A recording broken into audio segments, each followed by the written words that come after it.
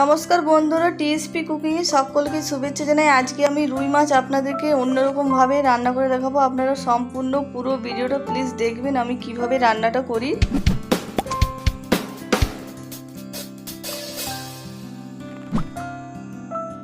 আর এখানে রুই মাছ রান্নার জন্য আমি দেখুন এখানে রুই মাছ নিয়েছি। মাছটা আগে ভালো করে ধুয়ে পরিষ্কার করে নিয়েছি। আর মাছের মধ্যে দিয়ে দিলাম পরিমাণ মতো নুন আর দিয়ে দিলাম হলুদ গুঁড়ো। আর নুন আর হলুদ গুঁড়োটা খুব ভালো করে মাছের মধ্যে মাখিয়ে নেব। আর খুব ভালো করে নুন আর হলুদ গুঁড়োটা মাখিয়ে নিলাম। এবারে এর মধ্যে দিয়ে দিচ্ছি পেঁয়াজ, রসুন, আদা, কাঁচা লঙ্কা বাটা আর দিয়ে দিচ্ছি সর্ষের তেল।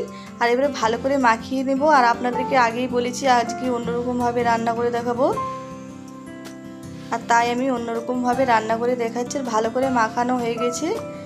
এবারে মাছটা ভেজে নেব। মাছটা ভাজার জন্য কড়াই দিয়ে দিচ্ছি সর্ষের তেল। আর তেলটা খুব ভালোভাবে গরম করে নেব। আর তেলটা খুব ভালো করে গরম করে নিয়েছি। এবারে মাছটা ভেজে নেব। আর তেল খুব ভালো করে গরম করলে মাছ কড়াই বসবে না, খুব সুন্দর ভাজা হবে তাতে। আর কিছুক্ষণ পর উল্টে দিচ্ছি। এক সাইডটা দেখুন মাছের খুব সুন্দর ভাজা হয়ে গেছে।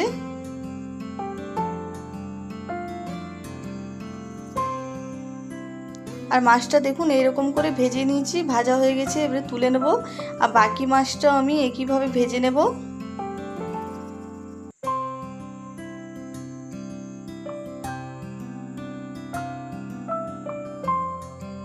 আর একে একে দেখুন সব মাছগুলো আমি ভেজে নিচ্ছি। আর একঘেয়েমি মাছ খেতে আমাদেরকে ভালো লাগে না, তাই একবার এরকম রান্না করে খাবেন, খেতে খুবই ভালো লাগে।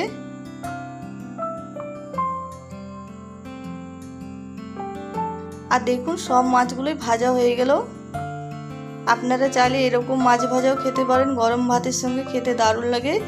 আপনাদেরকে আজকে আমি রান্না করে দেখাবো। রান্নার জন্য আমি কড়াই দিয়ে দিলাম সর্ষের তেল আর দিয়ে দিলাম পেঁয়াজ বাটা। আর বড়ো সাইজের একটা পেঁয়াজ বাটা দিলাম। আর এবারে দিয়ে দিচ্ছি রসুন বাটা।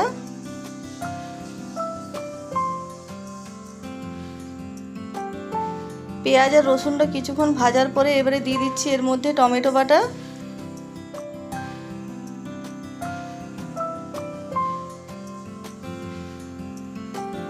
এবারে দিয়ে দেবো এর মধ্যে জিরে গুঁড়ো।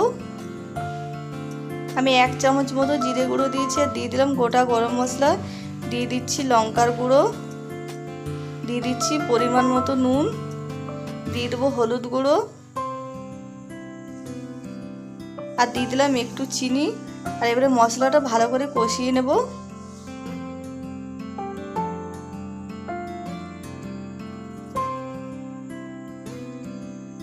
মশলাটা কিছুক্ষণ কষিয়ে নিয়েছি। এবারে এর মধ্যে দিয়ে দেবো কাজু আর পোস্ত বাটা।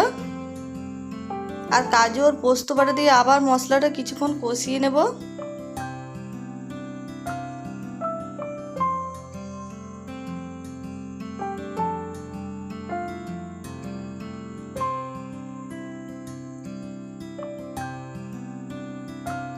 আর খুব ভালো করে কষানো হয়ে গেছে। এবারে দিয়ে দিচ্ছি এর মধ্যে জল। আর জল দিয়ে খুব ভালো করে মিশিয়ে নেব।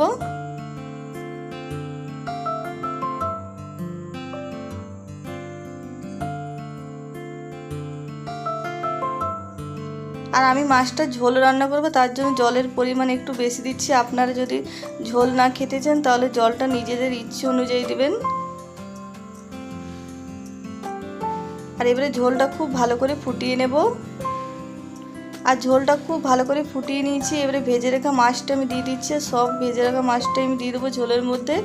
আর মাছটা দেওয়ার পরে 5 মিনিট আরও রান্না করে নেব।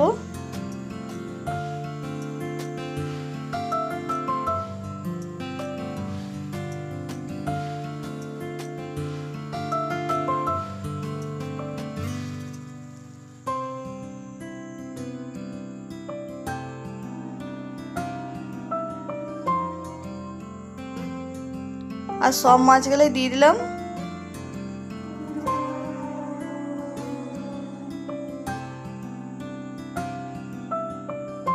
আর এবারে এর মধ্যে দিয়ে দিচ্ছি একটু গরম মশলার গুঁড়ো।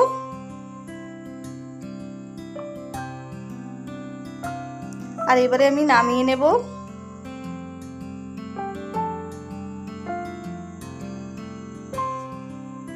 আর 5 মিনিট রান্নার পর আমি নামিয়ে নিয়েছি। দেখুন কালারটা কত সুন্দর হয়েছে। আর গরম গরম ভাতের সঙ্গে দুপুরে এরকম যদি মাছ রান্না থাকে তাহলে আর কিছু লাগবে না বন্ধুরা, খেতে দারুণ লাগে। আর আজকের ভিডিওটা পছন্দ হলে প্লিজ লাইক শেয়ার কমেন্ট করবেন। আর যারা নতুন দেখছেন তারা অবশ্যই আমার চ্যানেলটা সাবস্ক্রাইব করে পাশে থাকবেন। আর আপনারা এইভাবে রান্না করে খাবেন আর কমেন্টে জানাবেন নিশ্চয়ই কেমন হয়েছে কেমন না আজকের রেসিপিটা।